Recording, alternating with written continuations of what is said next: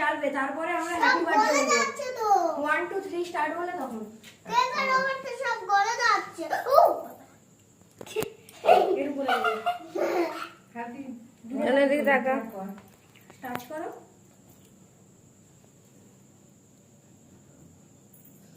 কাগজ কাটতে হবে না? আমি কি জিনিস happy birthday to you, happy birthday,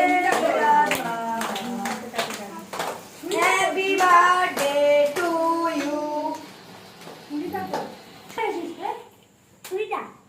এই তোমার চ্যাংলামির জন্য বুঝে বুঝে হাততালি।